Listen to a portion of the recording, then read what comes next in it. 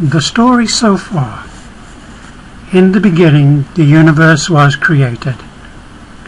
This has made a lot of people very angry and been widely regarded as a bad move. Many races believe that it was created by some sort of god, although the retroverted people of Vitaloddle 6 firmly believe that the entire universe was in fact sneezed out of the nose of a being called the Great Green Arcalcesia.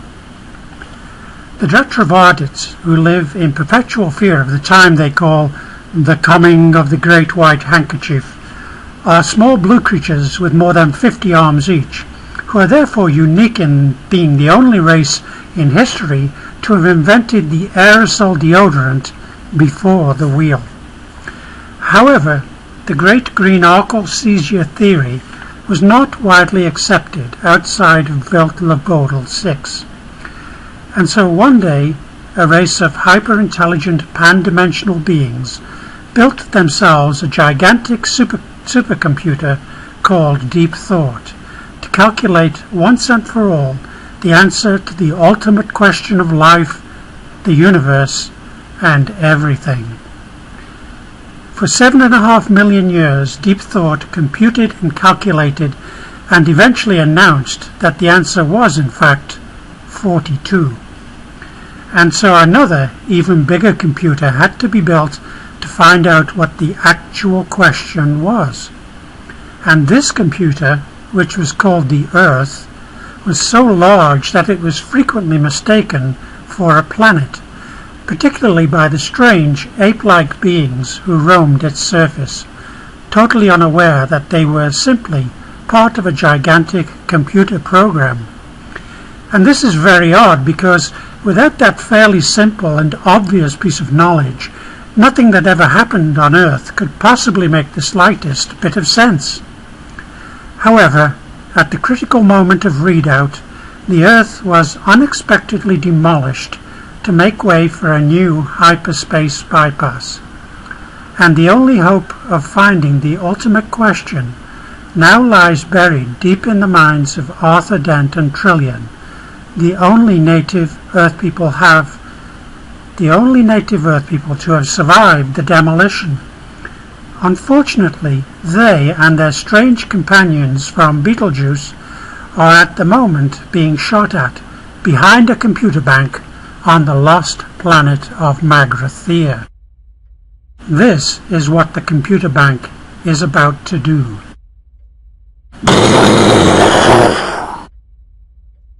And the time at which it is going to do it is 20 seconds from now.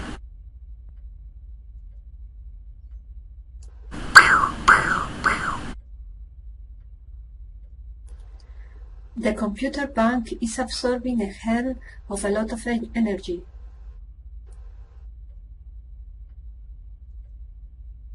I think it's about to blow. It's a shame we never got the work done revising the book. I think it looked rather promising.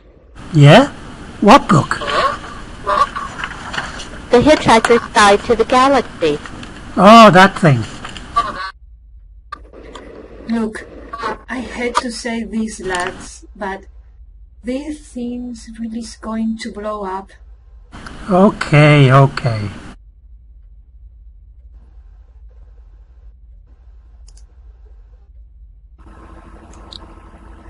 My head. Good evening, gentlemen, madam. Have you a reservation? Reservation?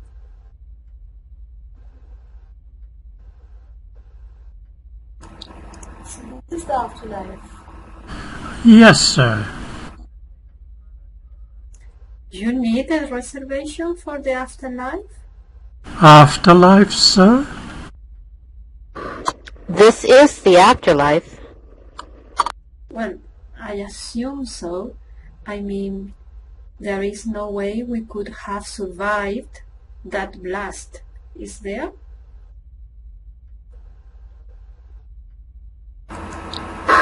No. I certainly didn't survive. I was a total goner. I was dead too.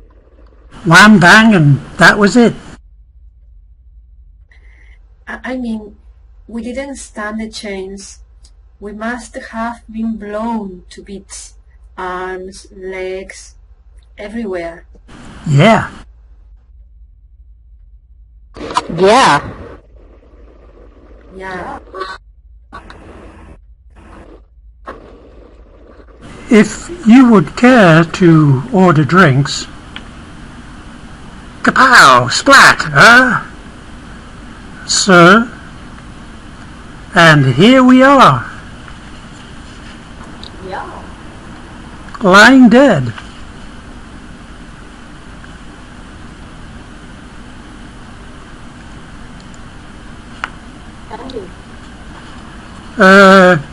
Standing dead in this desolate... Restaurant? Standing dead in this 5-star? restaurant. Bit odd, isn't it? Yeah.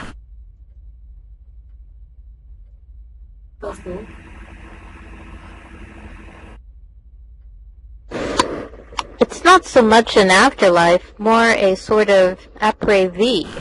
Hey, hang about. I think we're missing something important here. Something that somebody just said. About the chandeliers? No, something really important. Hey, you. Sir, did you say something about drinks? Certainly, sir. If the lady or gentleman would care to take drinks before dinner... Yeah, great.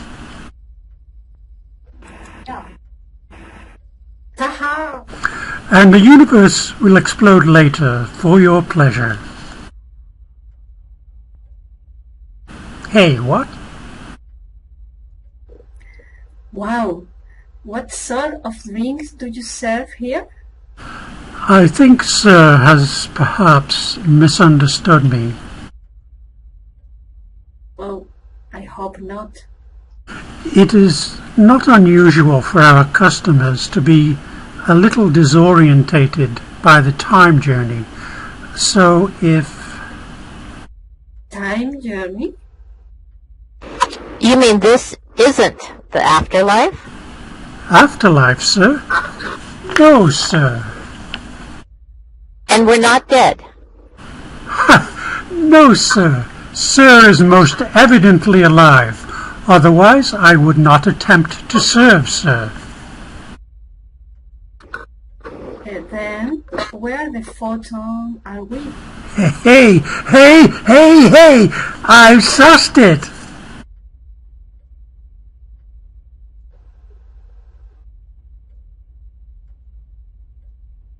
What?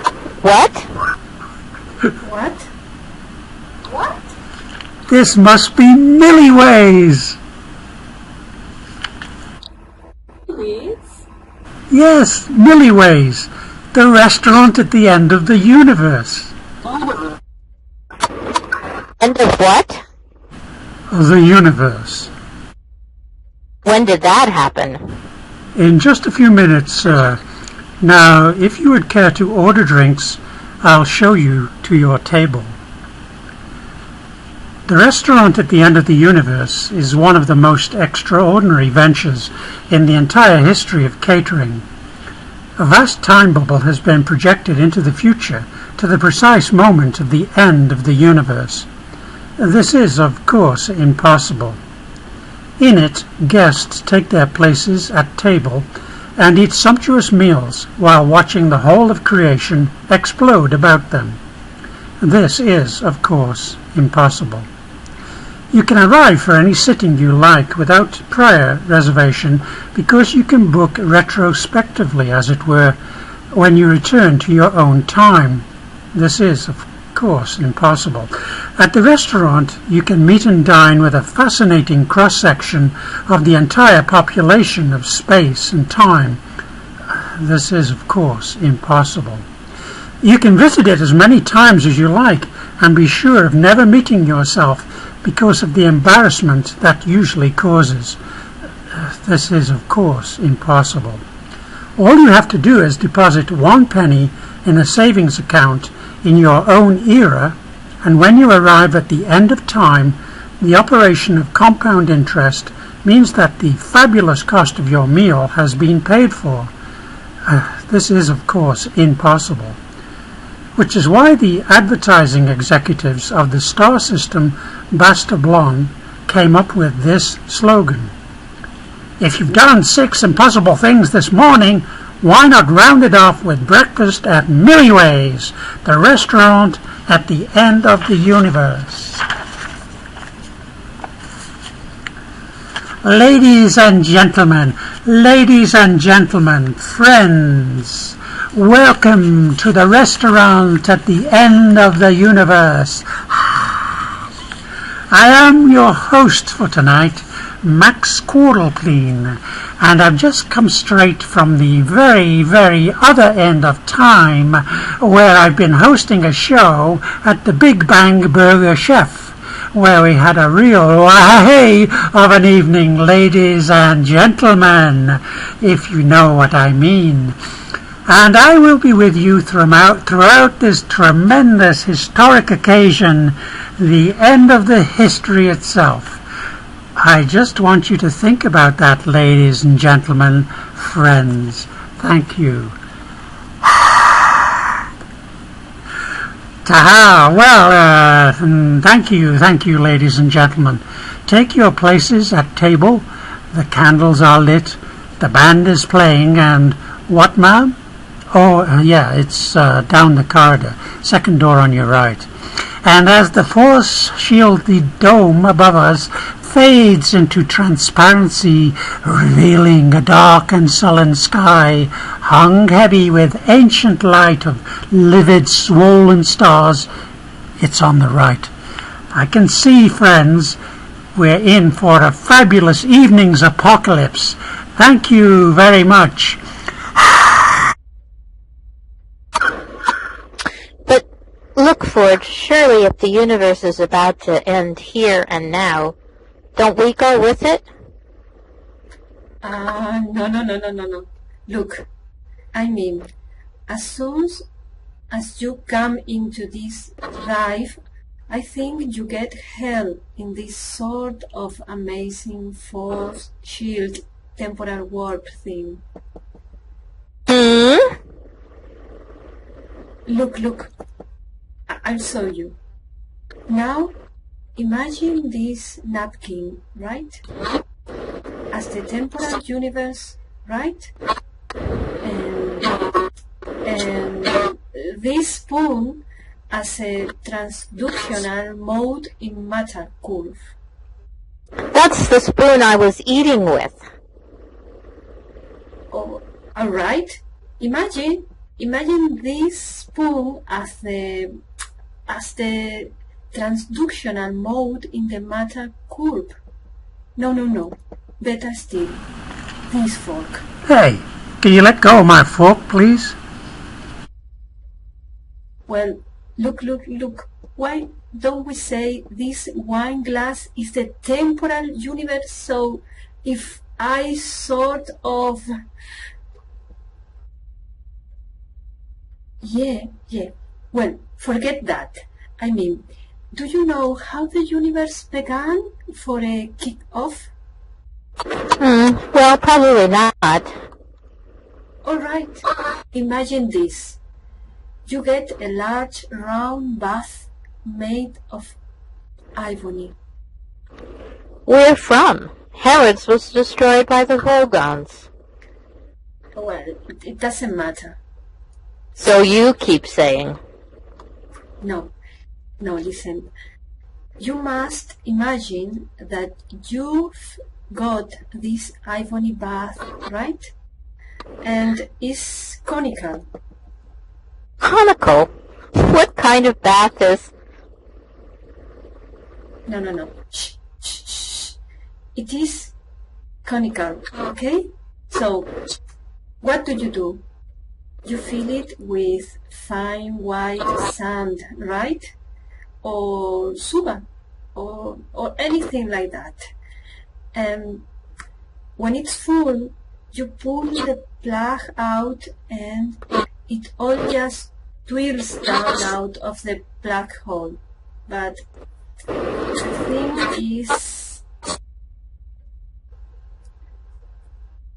Why? No, the clever thing is that you film it happening. You get a movie camera from somewhere and actually film it. But then you thread the film in the projector backwards. Backwards? Yeah. Need you see. So what happened is you see it and you watch it, and then everything appears to swirl upwards out of the plug hole and fill the bath. Amazing. And that's how the universe began? No, but it's marvelous way to relax. Funny man. Well, it broke the ice, didn't it? And as the photon storms gather in the swirling clouds around us, preparing to tear apart the last of the red-hot suns, I hope you'll settle back and enjoy with me what I am sure we will all find an immensely exciting and terminal experience. Believe me, ladies and gentlemen, there's nothing penultimate about this one. You know what I mean. This, ladies and gentlemen, is the proverbial it. Now, thank you. And after this, there's the void. Absolutely nothing. Except, of course, for the sweet trolley and our fine selection of Aldebaran liqueurs. And now, at the risk of putting a damper on the wonderful sense of doom and futility here, well, I'd like to welcome a few parties. Now, do we have a party here? Do we have a party here from the Zansquelquasia Flammarian Bridge Club from beyond the Vortivoid of Kvarn? Are they here? Yeah! Yes, oh, that's wonderful. Waving their Kvarn streamers in the air. Good, jolly good. And a party of minor deities from the halls of Asgard. Hee hee, ouch, that hurt. Still, we're all friends at the end of the universe. Now, do we have a party of young conservatives from Sirius B?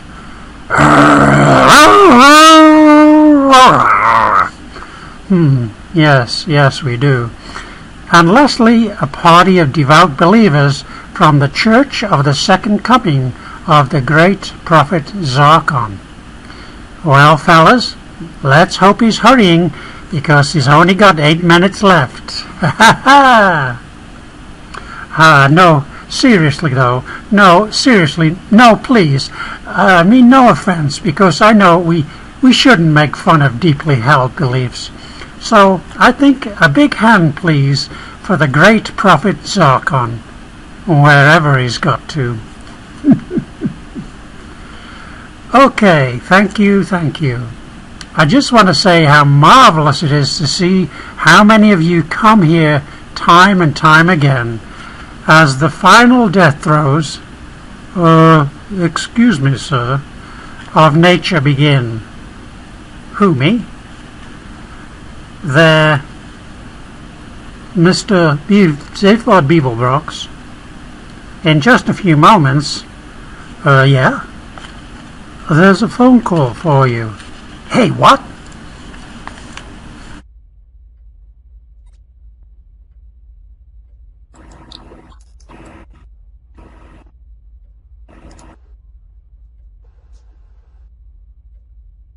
Hey, but who knows where I am?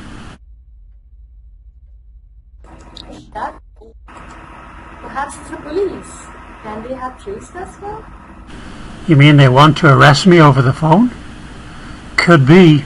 I'm a pretty dangerous dude when I'm cornered. Oh yeah, you go to pieces so fast that people get hit by the shrapnel. I am not personally acquainted with the metal gentleman in question, sir. Metal? But I'm informed that he has been awaiting your return for a considerable number of millennia. It seems you left here somewhat precipitously. Hey, left here? We've only just arrived. Indeed, sir, but before you arrived here, sir, you left here. You're saying that before we arrived here, we left here? That is what I said, sir. Put your analyst on danger money, baby, now. No. Wait a minute. Where exactly is here? The planet Magrathea, sir. But we just left there. This is the restaurant at the end of the universe, I thought.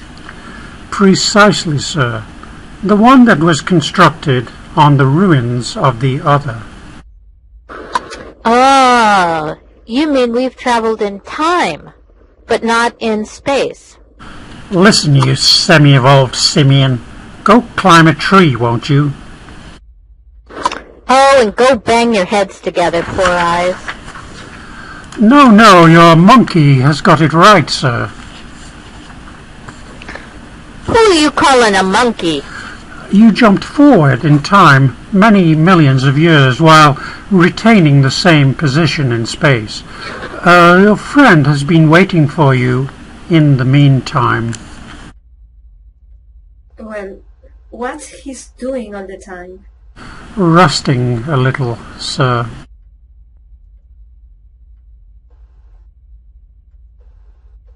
Marvin. It must be Marvin. The paranoid android? Space cookies! Oh, hand me the wrapper on plate, Captain. Pardon, sir? Pass the phone, waiter. Gee, you guys are so unhip, it's a wonder your bums don't fall off. How a what, sir? The phone, sir. Marvin, hi! How you doing, kid? I think you ought to know I'm feeling very depressed. Hey, yeah, we're having a great time. Food, wine, a little personal abuse, and the universe going boom. Where can we find you? You don't have to pretend to be interested in me, you know. I know perfectly well I'm only a medium robot. Yeah, okay, but where are you?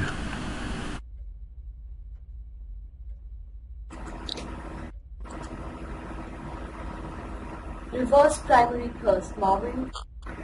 That's all they say to me. Open airlock number 3, Marvin. Marvin, can you pick up that piece of paper? Can I pick up that piece of paper? In size of a planet.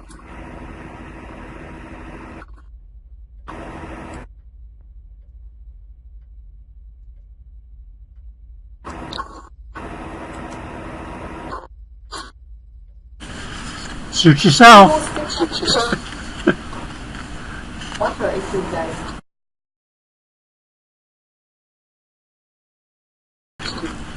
Yeah, Marvin.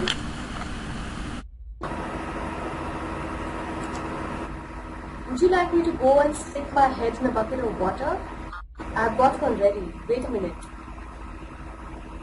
What is he saying, Safford? Oh, nothing.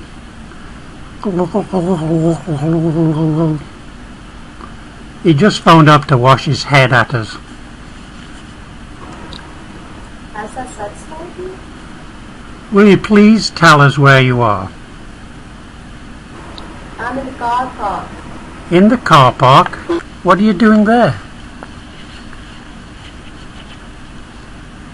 Parking cars. What else do you do in the car park? Well, yeah, okay. Stay there. Come on, guys, let's go. Marvin's down in the car park. The car park? What's he doing in the car park? Parking cars. What else, dum-dum?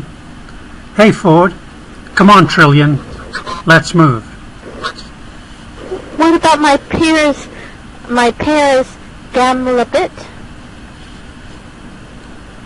There he is. Marvin. Marvin! Hey, kid. Are we pleased to see you? Don't you not? No one else. Suit yourself. Oh, really, Marvin? We are. Right.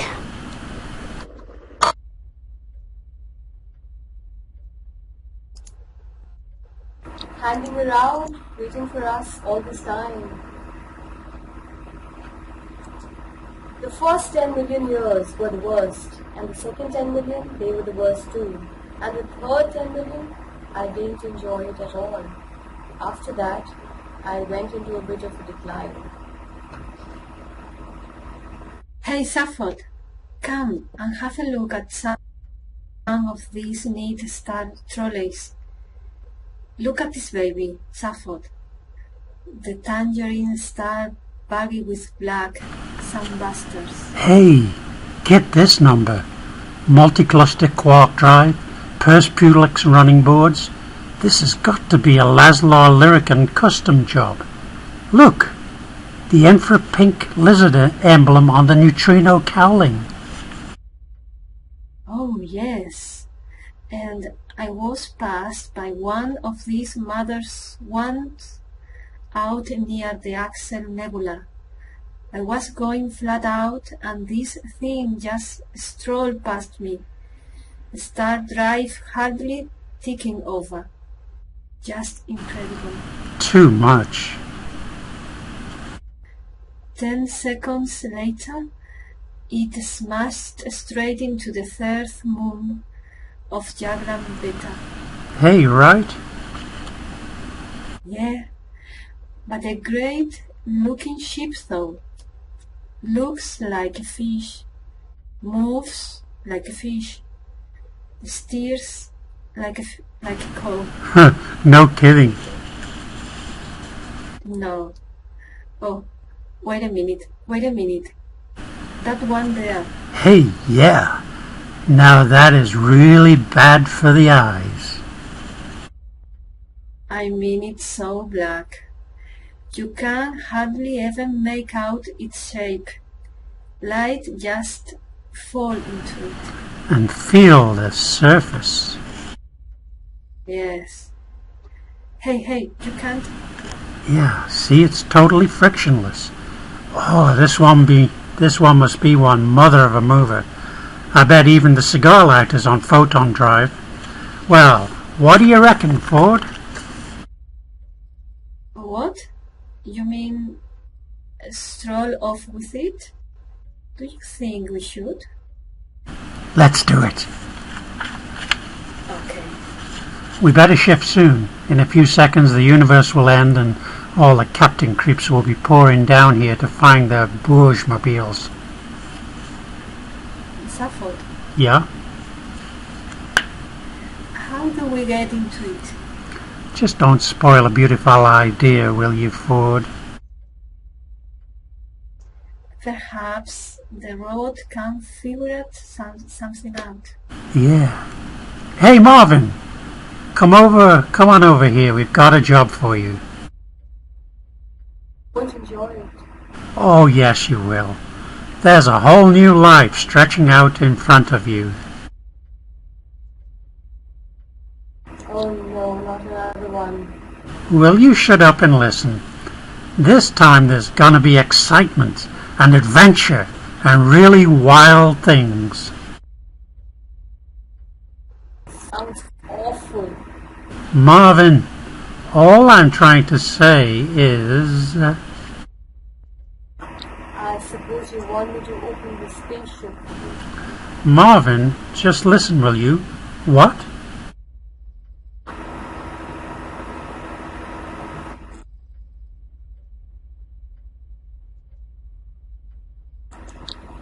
I suppose Suppose you want me to open the spaceship.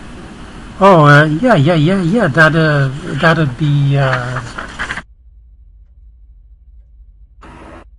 wish you'd just tell me rather than try and engage my enthusiasm because I haven't got one.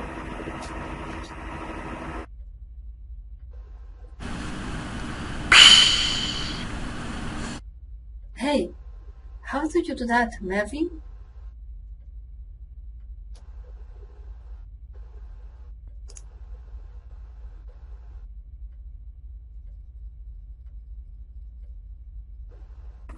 Didn't I tell you I've got a brain the size of the planet? No one ever listens to me, of course. shut up, Marvin. See what I do? Hey, Safford, look at this. Look at the interior of this ship. Hey, weird. I mean, it's black. Everything in it is just totally black. And now, ladies and gentlemen, the moment you've all been waiting for. The skies begin to boil. Nature collapses into the screaming void. In 5 seconds' time, the universe itself will be at an end. See, friends, see, where the light of infinity bursts upon us. Hallelujah! Hallelujah! Huh? Hallelujah! Hallelujah! What? What's happening here? Hallelujah! Hallelujah! Hallelujah! Who's this? Hallelujah! Hallelujah! I don't believe it! Applause, applause. A big hand, please, for the great prophet Zarkon. Hallelujah! Hallelujah! Hello, everybody. Sorry I'm a bit late. I had a terrible time. All sorts of things cropping up at the last moment. How are we for time?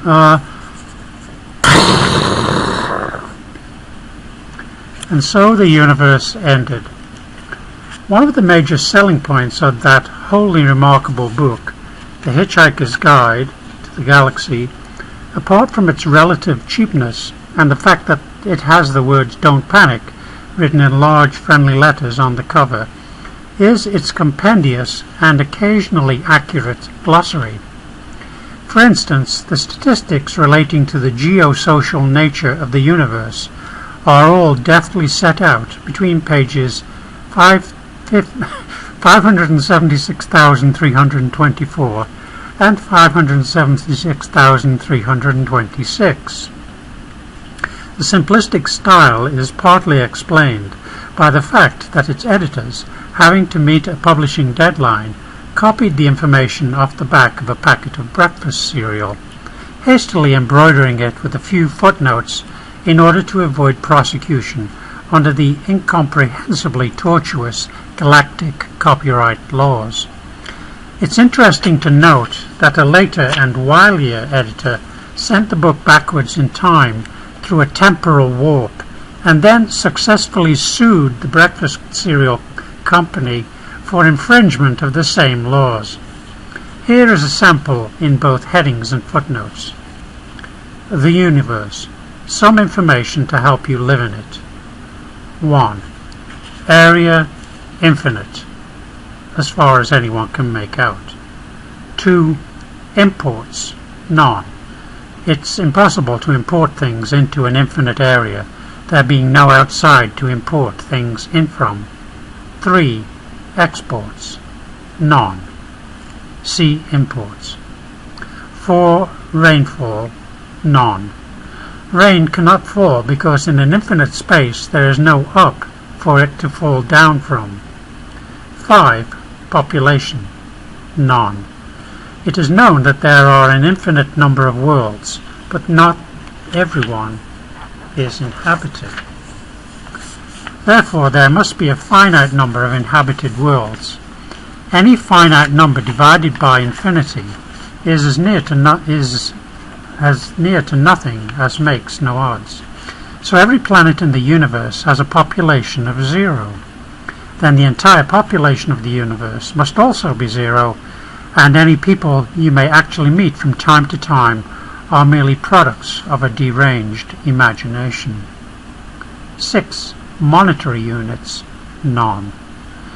In fact, there are 3 freely convertible currencies in the universe, but the Altarian dollar has recently collapsed.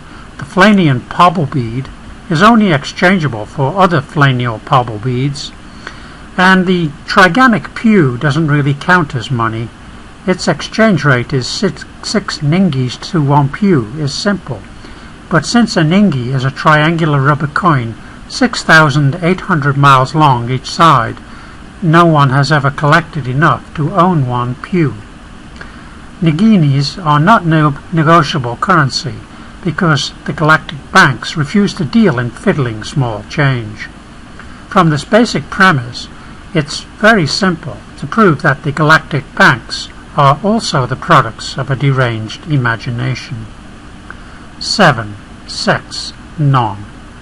Well, actually, there is an awful lot of this, largely because of the total lack of money, trade, banks, rainfall, or anything else that might keep all the non-existent people in the universe occupied. However, it's not worth embarking on a long discussion of it now, because it really is terribly complicated. For further information, see chapters 7, 9, 10, 11, 14, 16, 17, 19, 21 to 84 inclusive, and most of the rest of the book. It's largely on the account of passages like this that the book of the Hitchhiker's Guide to the Galaxy is being revised by Ford Prefect and Arthur Dent. Unfortunately, they are being presented with too many distractions to be able to settle down to doing any solid research. Not only does Arthur Dent still have to find the question to the ultimate answer of life, the universe, and everything, but the newly stolen spaceship is currently behaving rather like this.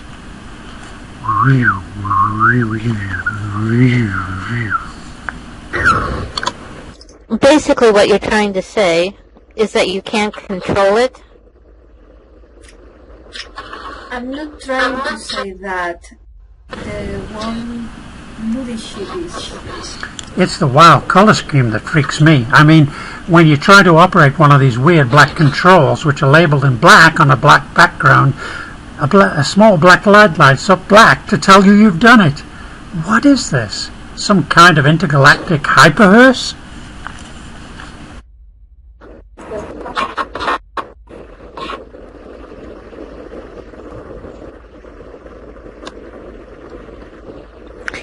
Isn't there any way you can control it? You're making me feel space sick. Time sick. We are plummeting backwards through time. Oh, God! Now I think I really am going to be ill. Go ahead. We could do with a little color around the place. For God's sake, Safford, go easy, will you? Already today we have had to sit through the end of the universe, and before that we were blasted 576,000 years through time by an exploding computer. It's alright for you. I had to go the long way round.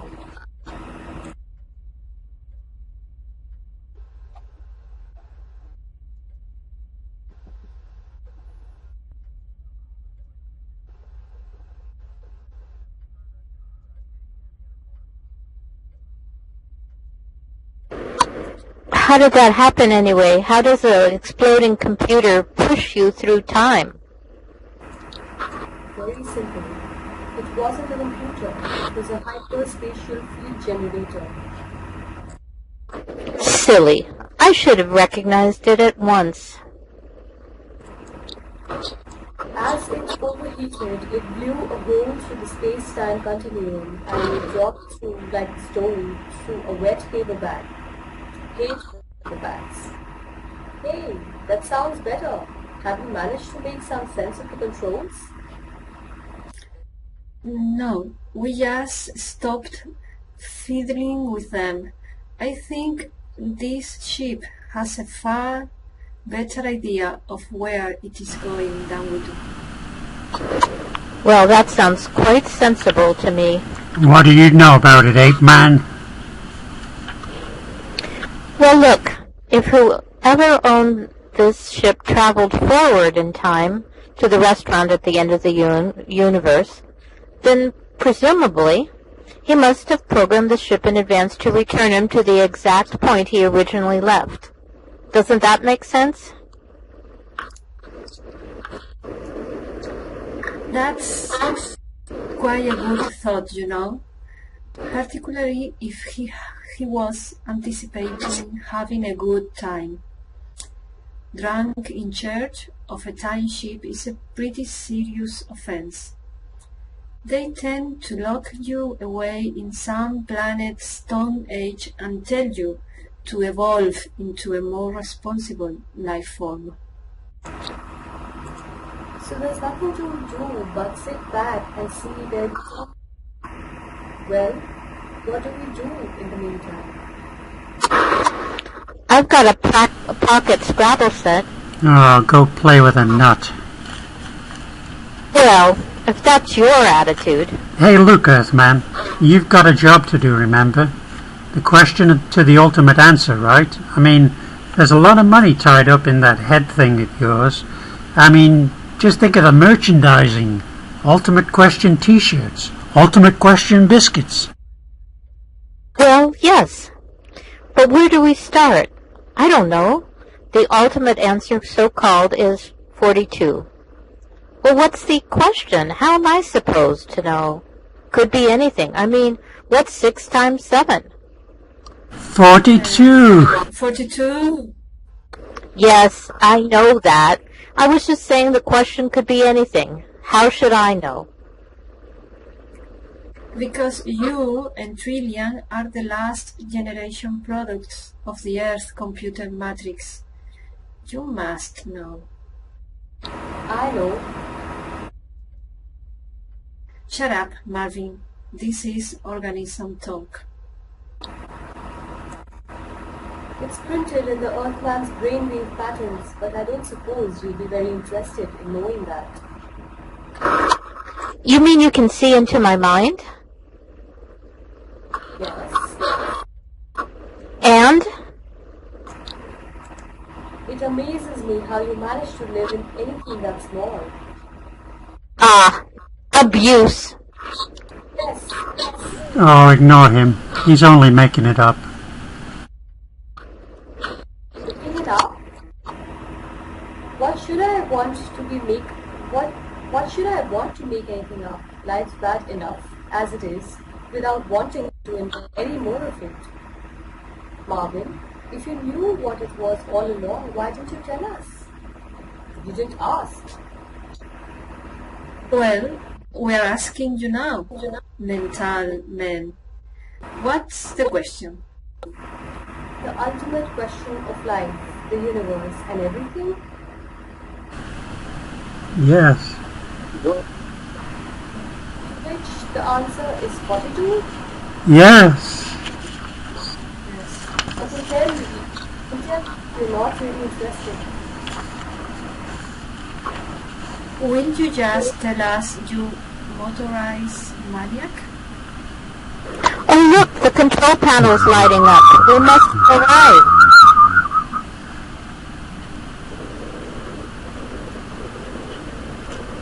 Hey, We must have arrived. We've zapped back into real space. I knew you weren't really interested. The controls won't respond. It's still going its own way. Isn't there any way we can introduce these ships to the concept of democracy?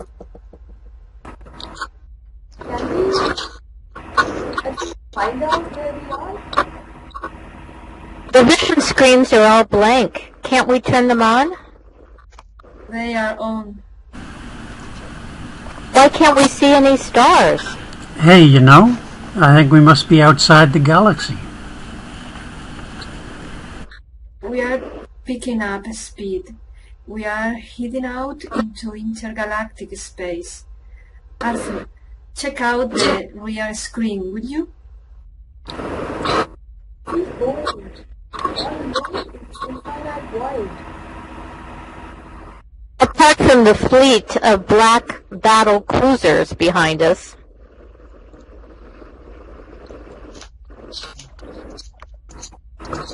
What? What fleet? Which particular fleet of black battle cruisers is that, Earthman? oh, the ones on the rear screens. Sorry, I thought you had noticed them. They're about 100,000. Is that wrong? No. What do you expect if you steal the flagship of an admiral of the space fleet? Marvin, what makes you think this is an admiral's flagship? I know it is. I bought it for him. Then why the planet of hell didn't you tell us? You didn't ask. You know what we've done? We've dropped ourselves into the vanguard of a major intergalactic war. Da-da-da-da-da. Will our heroes ever have a chance to find out what the ultimate question is? Will they be too busy dealing with 100,000 and horribly beweaponed battle cruisers to have a chance to have a sympathetic chat with Marvin, the paranoid android? Will they eventually have to settle down and lead normal lives as account executives or management consultants? Will life ever be the same again after next week's last and reasonably exciting installment of The Hitchhiker's Guide to the Galaxy?